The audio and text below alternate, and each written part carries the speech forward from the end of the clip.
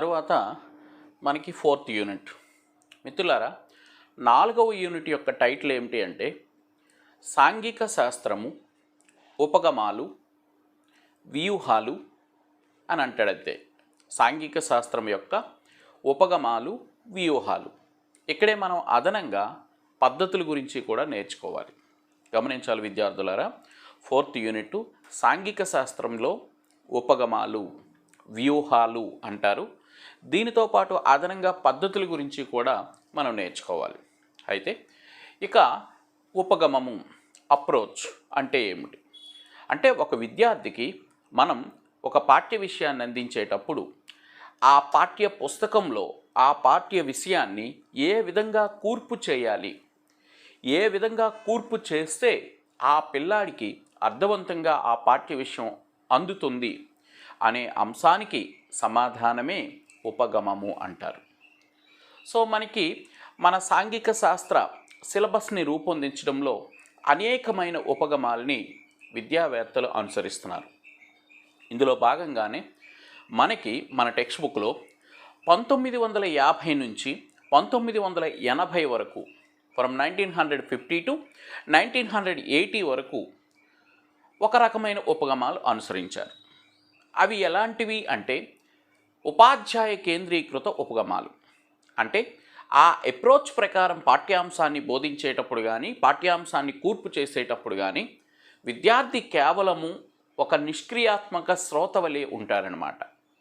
అంటే ఉపాధ్యాయుడే కేంద్రక స్థానంలో ఉంటారు, ఉపాధ్యాయుడే కీలక పాత్ర పోషిస్తారు. సో అట్లాంటి ఉపాధ్యాయ కేంద్రీకృత ఉపగమాలు ఫ్రమ్ 1950 టు 1980 వరకు కూడా మనకు ఉండేవి. సో ఎట్ ప్రెజెంట్ 1980 తరువాత ప్రధాన పాత్ర పోషిస్తున్న ఉపగమం ఏది అంటే విద్యార్థి కేంద్రీకృత ఉపగమాలు. అందులో అత్యంత ప్రధానంగా మనకిప్పుడు NCF 2005ని బేస్ చేసుకొని మనకుండే విద్యార్థి కేంద్రీకృత ఉపగమం ఏది అంటే నిర్మాణాత్మక ఉపగమము. సో ఈ నిర్మాణాత్మక ఉపగమం గురించి ఎక్కువగా ప్రస్తావన ఉంటుంది. సో గమనించాలి, ఇంతకుముందు ఉపాధ్యాయ కేంద్రీకృత అప్రోచెస్ ఎక్కువగా ఉండేవి 50 నుంచి 80 వరకు. బట్ 80 తర్వాత స్టూడెంట్ సెంట్రలైజ్డ్, శిశు కేంద్రీకృత అప్రోచెస్కి ఎక్కువ ప్రయారిటీ ఉందన్నమాట. ఎందుకంటే స్టూడెంటే లెర్నింగ్ చేయాలి, పార్టిసిపేట్ చేయాలి, యాక్టివిటీస్ చేయాలి. సో కాబట్టి స్టూడెంట్ ప్రయారిటీ అప్రోచెస్కి ప్రయారిటీ వచ్చిందనమాట. సో అందువలన ఇందులో ముఖ్యమైనది నిర్మాణాత్మక ఉపగమం. మరలా ఈ 4th యూనిట్లో కూడా నిర్మాణాత్మక ఉపగమం గురించి డెప్త్ ప్రస్తావన ఉంటుంది. మీరు గమనిస్తే 2nd యూనిట్లో నిర్మాణాత్మక ఉపగమం గురించి చెప్పాం, 3rd యూనిట్లో నిర్మాణాత్మక ఉపగమం గురించి చెప్పాం.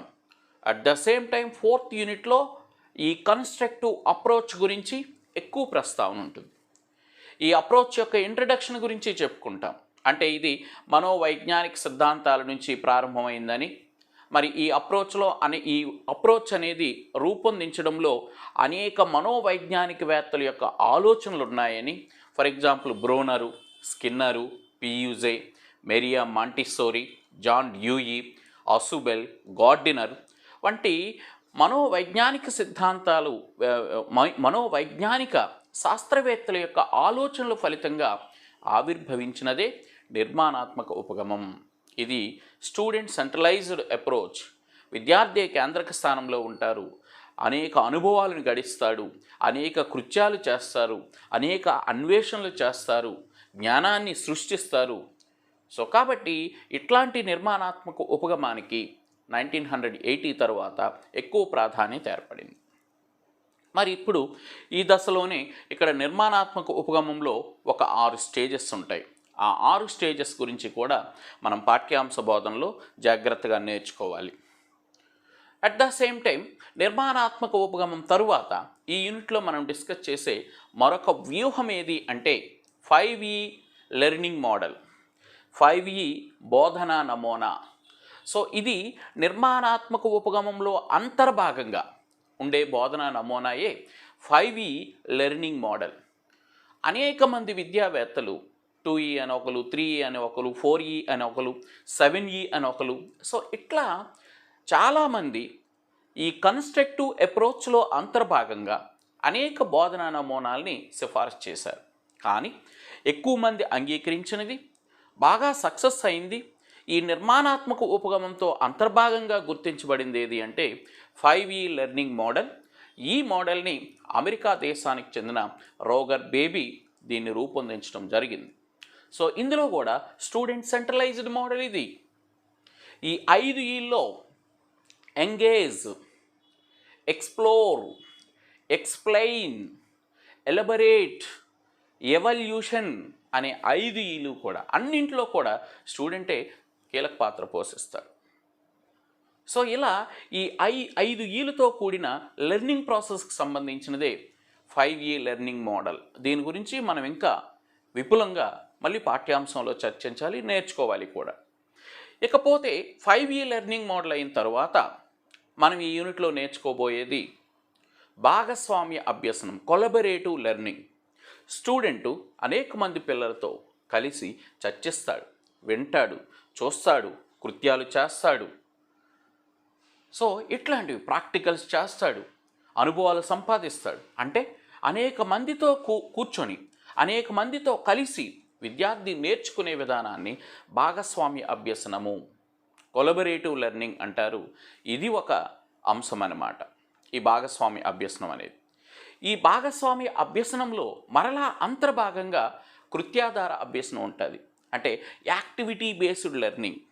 అంటే విద్యార్థి తానే కృత్యాలు చేస్తూ అనుభవాల్ని సంపాదిస్తూ ఉంటారు.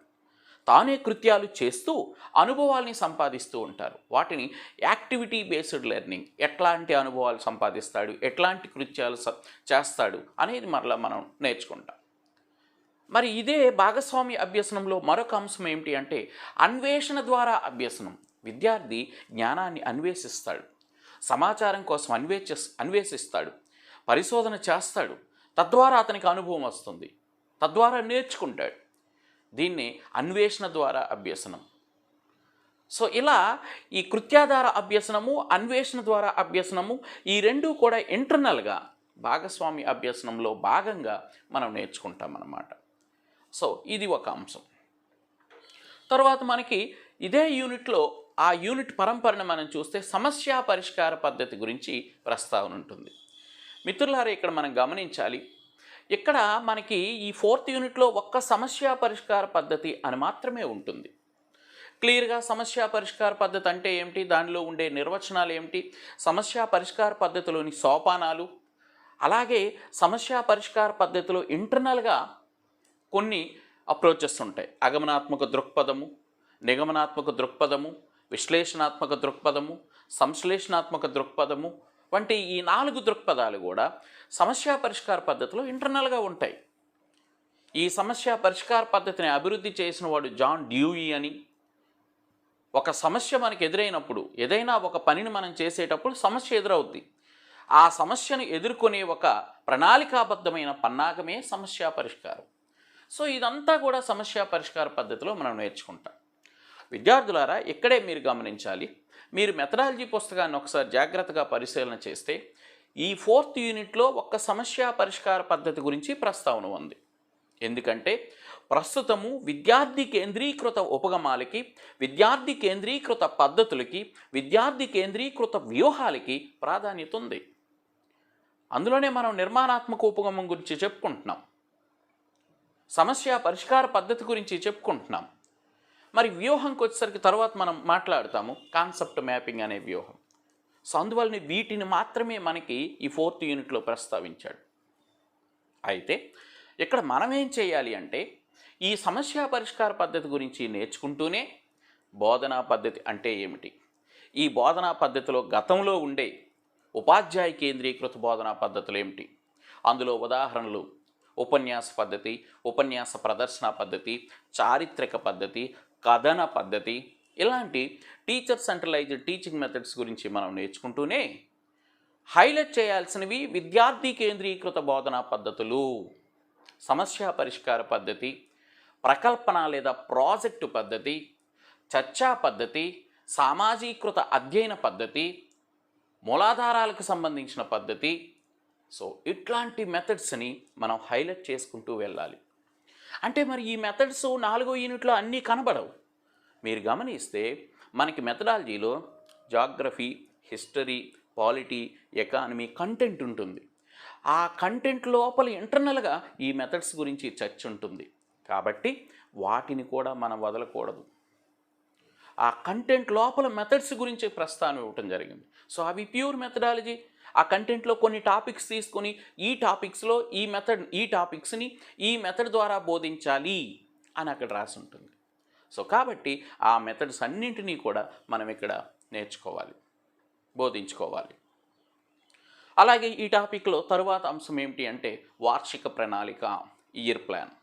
సో వార్షిక ప్రణాళిక అంటే ఏమిటి, వార్షిక ప్రణాళికను ఏ విధంగా రూపొందిస్తాము అనేది మనం నేర్చుకోవాలి. అలాగే యూనిట్ ప్లాన్ ఆబ్లిక్ పాఠ్య ప్రణాళిక అన్నాడు. లెసన్ ప్లాన్ అంటే కొన్ని పాఠాలు కలిస్తే ఒక యూనిట్, లేదా ఒకే పాఠం ఉండొచ్చు.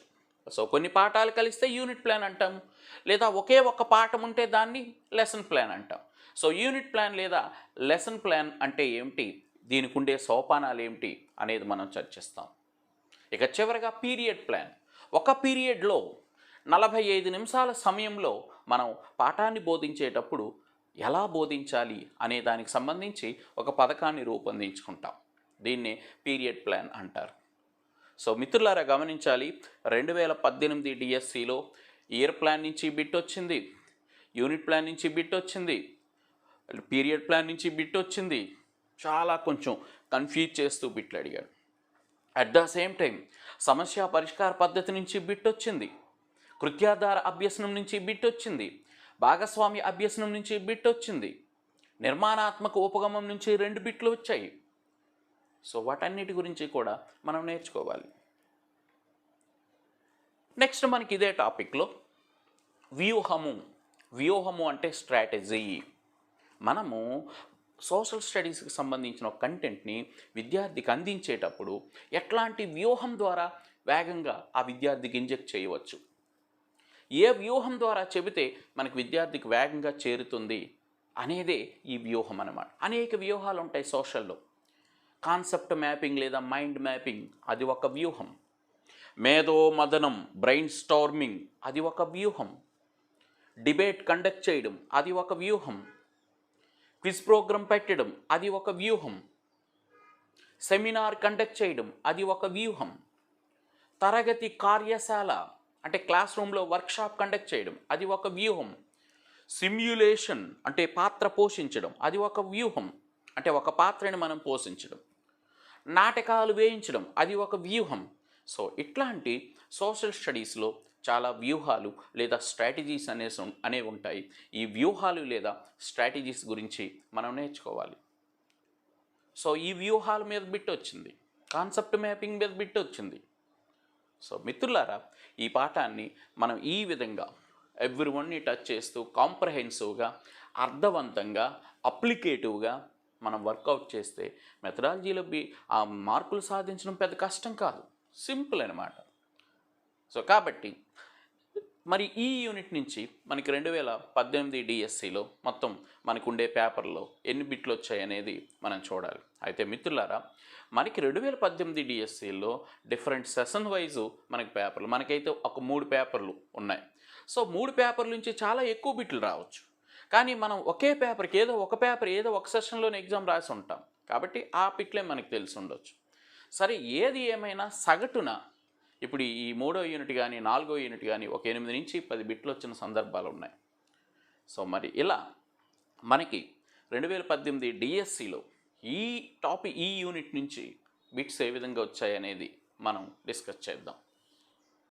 ఇక మనం 2018 డిఎస్సిలో ఈ 4వ పాఠం నుంచి అంటే సాంఘిక శాస్త్రానికి సంబంధించిన ఉపగమాలు, వ్యూహాలు ఈ 4th టాపిక్ నుంచి మనకి ఏ బిట్లు ఏ విధంగా అడిగాడు అనేది మనం ఒకసారి చర్చిద్దాం. మిత్రులారా, ఫస్ట్ బిట్ ఒకసారి చూడండి. సమస్య సాధన పద్ధతిలో పరికల్పన లేదా తాత్కాలిక పరిష్కారాలు రూపొందించే ముందు వచ్చే సోపానం ఏది అని అడిగాడు. గమనించాలి మిత్రులారా, సమస్య పరిష్కార పద్ధతిలో పరికల్పన లేదా తాత్కాలిక పరిష్కారాలు రూపొందించే ముందు వచ్చే సోపానం ఏది? మనకి సమస్య పరిష్కార పద్ధతిలో ఉండే సోపానాల నుంచి ఈ క్వశ్చన్ అడగడం జరిగింది. అంటే ఇక్కడ ఎటువంటి అప్లికేషన్ లేదు, డైరెక్ట్ క్వశ్చన్. సో ఆప్షన్స్ చూడండి. 1 సమస్య పట్ల అవగాహన, 2 సంబంధిత సమాచారాన్ని సేకరించడం, 3 సేకరించిన సమాచారాన్ని విశ్లేషించడం, 4 సరైన పరికల్పన ఎంపిక చేయుట పరీక్షించుట. ఇక్కడ మీరు గమనిస్తే third one is the right answer. First సమస్యను గుర్తిస్తారు, సమస్యను నిర్వచిస్తారు, సమస్యకు అవసరమైన పరిష్కార మార్గాల కోసం సమాచారాన్ని సేకరిస్తారు, సేకరించిన సమాచారాన్ని ఒక నివేదికగా అమర్చుతారు, అమర్చిన తరువాత ఆ సమాచారాన్ని విశ్లేషణ చేస్తారు. That is the right answer. అంటే ఇక్కడ వాడు అడిగింది ఏంటి?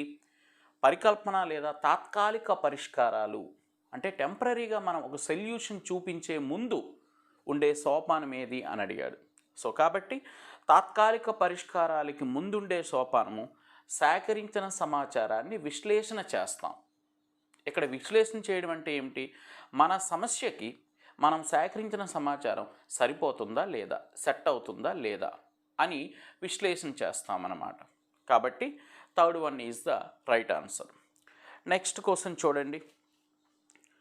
సాంఘిక శాస్త్రంలోని శీతోష్ణ స్థితి అను పాఠ్యాంశాన్ని అధ్యయనం చేయడానికి ఈ విషయంతో సన్నిహిత సంబంధం కలిగి ఉండవలసిన అవసరం ఉంది అన్నారు. ఇక్కడ యాక్చువల్గా ఈ మిత్రులు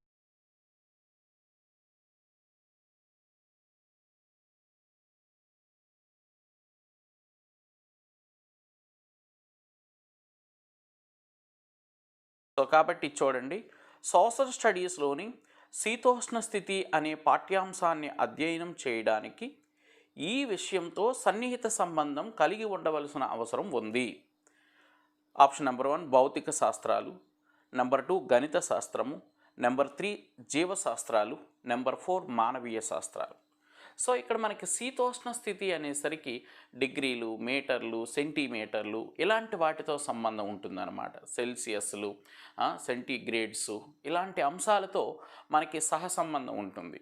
కాబట్టి ఇలాంటివి ఇక్కడ వచ్చే శాస్త్రం ఏది అంటే గణితం. కాబట్టి శీతోష్ణ స్థితి గురించి చెప్పేటప్పుడు జాగ్రఫీకి గణితానికి మధ్య సహసంబంధం అనేది ఏర్పడుతుంది. అది మనం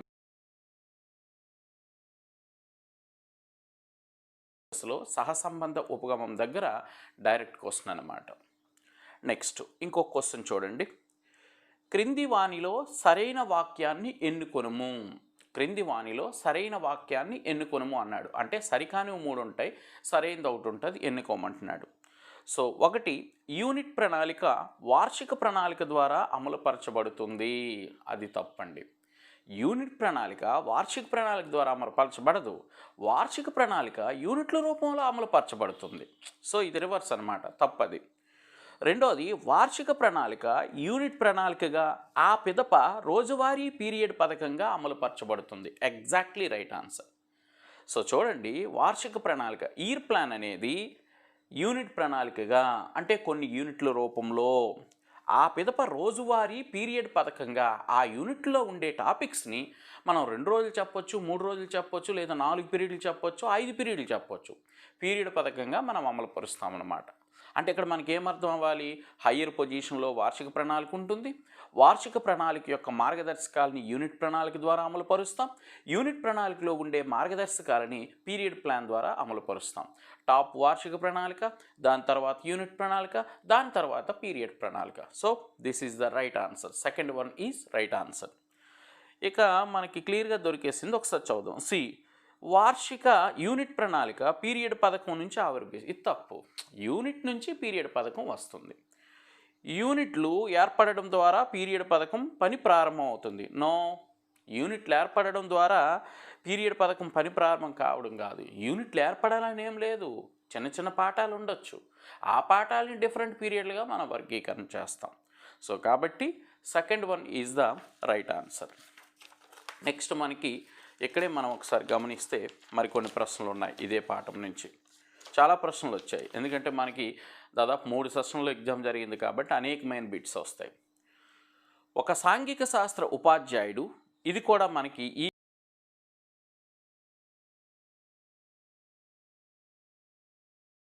లో భాగంగా మనం చెప్పొచ్చు. ఒక సాంఘిక శాస్త్ర ఉపాధ్యాయుడు భారతదేశంలోని నదులు, వాటి పొడవుల గురించి చెప్పదలిచినప్పుడు భూగోళ శాస్త్ర విషయం ఇది. దీనిని ఈ విషయంతో సహసంబంధం కలిగిన అంశం ఏది? ఇప్పుడు నదులు, వాటి పొడవులు, వెడల్పులు, పరివాహక ప్రాంతాలు జాగ్రఫీ పార్ట్ అండి. దీనితో సహసంబంధం కలిగిన మరొక సబ్జెక్ట్ని ఇచ్చాడు కిందన, అదేదో గుర్తించమంటున్నాడు.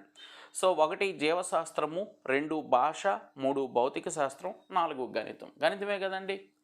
అది మీటర్లో చెప్తావో కిలోమీటర్లో చెప్తావో, ఆ వైశాల్యము, పొడవు, విస్తీర్ణము, సో ఇవి గణితపరమైన భావనలు కాబట్టి భూగోళిక శాస్త్రము గణిత శాస్త్రము మధ్య సహసంబంధాన్ని చెబుతుందన్నమాట. సో ఇది డైరెక్ట్గా 3rd యూనిట్లో సహసంబంధ ఉపగమం దగ్గర వస్తుంది. So 4th one is the right answer. Next ఈ క్వశ్చన్ చూడండి. 5E అభ్యసన నమూనాలో గల సోపానాలు చాలా ఇంపార్టెంట్. వరుస క్రమం ఇచ్చాడండి. సో వరుస క్రమం మనం గుర్తుపెట్టుకోవాలి. మనం ఆల్రెడీగా మనం ఇచ్చే ఈ డెమోలో కూడా వరుస క్రమాన్ని చెప్పాం. 5Eల యొక్క వరుస క్రమం. సో 1 ప్రోత్సహించడం, 1వ ఆప్షన్లో ప్రోత్సహించడము, వివరణ, అన్వేషణ, విస్తరణ, మూల్యాంకనం రాంగ్. 2 నిమగ్నం చేయడము, ఫస్ట్ నిమగ్నం వస్తుంది, ఇక్కడి జాగ్రత్త పడాలి. నిమగ్నం చేయడము, వ్యక్తపరచడము, విస్తరణ, ప్రోత్సహించడము, వివరణ. It's not the right answer. ఎందుకంటే ఇక 3వది చూడండి, నిమగ్నం చేయడం, engage. So first one. Second one అన్వేషణ, ఎక్స్ప్లోర్. వివరణ, ఎక్స్ప్లెయిన్. విస్తరణ, ఎలబొరేట్. మూల్యాంకనం, evaluation. So it is the right answer. వరుసగా ఉన్నాయండి. ఎంగేజ్ చేయడము, ఎక్స్ప్లోర్ చేయడము, ఎక్స్ప్లెయిన్ చేయడము, ఎలబొరేట్ చేయడము, ఎవాల్యుయేషన్ చేయడం. సో ఇది రైట్ ఆన్సర్. ఇక 4వది మనకి ఎలాగించుకున్న క్లియర్గా ఉందన్నమాట. Engage, explore, explain, elaborate, evaluation. 5E. So 3rd one is the right answer. Next ఇక 4th క్వశ్చన్కి వెళితే, విద్యార్థులను ప్రశ్నించుట మరియు గత అనుభవాలతో ప్రస్తుత అనుభవాల్ని అనుసంధానపరచుట అను చర్యలు 5E అభ్యసన నమూనాలోని ఈ సోపానానికి వర్తిస్తాయి. గమనించాలి. ఇప్పుడు 5E అభ్యసన నమూనాలో 5Eల గురించి చెప్పాం కదండి. ఎంగేజు, ఎక్స్ప్లోరు, ఎక్స్ప్లెయిను, ఎలబొరేటు, ఎవాల్యుయేషన్ చెప్పాం కదా. వాటిలో దేనికి వర్తిస్తుందట చూడండి. మళ్ళీ ఒకసారి. ప్రశ్నించుట, విద్యార్థుల్ని ప్రశ్నించుట, మరియు గత అనుభవాలతో ప్రస్తుత అనుభవాల్ని అనుసంధానం చేయట. ఇది డైరెక్ట్ అండి, ఎంగేజ్లో ఉంటుందన్నమాట. స్టార్టింగు విద్యార్థిని పాఠ్యాంశంలో నిమగ్నం చేయడానికి, వాళ్ళ గత జ్ఞానాన్ని ప్రస్తుత అంశంతో అనుసంధానం చేయడానికి ప్రయత్నం చేస్తాం. సో ఇది ఎంగేజ్ అంటే విద్యార్థుల్ని నిమగ్నం చేయడం అనే దాంట్లో ఆన్సర్ ఉంటుంది. ఇక్కడ ఇచ్చిన వాటిలో ఏ విస్తరణ తప్పు, 2వది నిమగ్నం చేయట రైట్ ఆన్సర్, 3వది అన్వేషణ రాంగ్, 4 వివరణ రాంగ్ అన్నమాట. నెక్స్ట్ ఇంకా మనం చూస్తే చూడండి, కృత్యాధార అభ్యసనం అనగా what is meant by activity based, అంటే యాక్టివిటీ బేస్డ్ లెర్నింగ్ మీన్స్ అన్నాడు. సో ఫస్ట్ చూడండి, శరీర కవలికలతో పాటు మానసిక ప్రక్రియలు మిళితమై ఉండడము, ఆప్షన్ నెంబర్ 1 అది. నెక్స్ట్ 2 కేవలం శరీర కదలికలు, 3 కేవలం మానసిక ప్రక్రియలు, 4 వ్యాయామం ఉపాధ్యాయుని సహాయంతో జరిపే శారీరక కదలికలు. 3 రాంగ్ అనండి. First one is right answer అండి. మనం మెంటల్ అంటే మానసికంగా ఆలోచన చేస్తూ ఫిజికల్గా మనం వర్క్ చేస్తాం, పని చేస్తాం, నేర్చుకుంటాం, పార్టిసిపేట్ చేస్తాం. ఇదే కృత్యాధార అభ్యసనం. So first one is the right answer. Next, విద్యార్థులలో తమ స్వీయ అభ్యసనాలను మరియు తమలోని ప్రజ్ఞాశక్తిని ప్రేరేపించే పద్ధతి. వెరీ గుడ్, మంచి లైన్ అండి ఇది. సో 1 ఉపన్యాస పద్ధతి, 2 మూలాధార పద్ధతి, 3 నిగమన పద్ధతి, 4 అగమన పద్ధతి. రైట్. చూడండి, విద్యార్థి తమ స్వీయ అధ్యయనాలను అంటే సొంతంగా వాళ్ళు నేర్చుకునే అంశాలు, చర్చించే అంశాలు, స్టడీ చేసే అంశాలు అన్నమాట. స్వీయ అధ్యయనాలను మరియు తమలోని ప్రజ్ఞాశక్తిని ప్రేరేపించేది. అంటే తమకి ఉండే సాధారణ ప్రజ్ఞ, తెలివిని ప్రేరేపిస్తూ తాము పనిచేస్తూ ఉంటారు, సొంతంగా నేర్చుకుంటూ ఉంటారు. దీన్ని ప్రేరేపించే పద్ధతి ఏమిటి అన్నాడు. సో ఇది అగమనాత్మక దృక్పథంలో ఉంటుందండి. అగమన పద్ధతిలో దీని యొక్క మెరిట్స్ డిమెరిట్స్ దగ్గర ఇది లైన్ అన్నమాట, మెరిట్స్లో ఉంటుంది. సో కాబట్టి ఆన్సర్ అగమన పద్ధతి, 4వ ఆప్షన్ రైట్ ఆన్సర్. నెక్స్ట్ మనకి మరొక క్వశ్చన్ వచ్చింది. ఈ క్రింది వాక్యాలలో సరికాని దానిని గుర్తించండి. ఈ క్రింది వాక్యాలలో సరికాని దానిని గుర్తించండి. ఒకటి యూనిట్ ప్రణాళిక పరిధి పీరియడ్ ప్రణాళిక కంటే తక్కువ. తప్పండి. యూనిట్ ప్రణాళిక పరిధి ఎక్కువ ఉంటుంది పీరియడ్ కంటే. సరికానిదంటే ఫస్ట్దే మనకు డైరెక్ట్గా తెలిసిపోయింది. పోనీ చూద్దాం మిగతావి. రెండవది వార్షిక ప్రణాళిక పరిధి యూనిట్ ప్రణాళిక కంటే ఎక్కువ. రైట్. మూడవది పీరియడ్ పథకం కాలానికి 35 నుంచి 40 నిమిషాల పరిమితం. రైట్. నాలుగవది సబ్ యూనిట్లపై ఆధారపడి యూనిట్ ప్రణాళిక నుండి వీలైనన్ని పీరియడ్ పథకాలు వస్తాయి. అంతే. ఒక యూనిట్లో అనేక సబ్ యూనిట్లు ఉంటాయి, వాటి బట్టి పీరియడ్ ప్రణాళికలు వస్తాయి. కాబట్టి సరికానిది ఏది అంటే ఒకటోది అనమాట. నెక్స్ట్ మనం చూద్దామండి.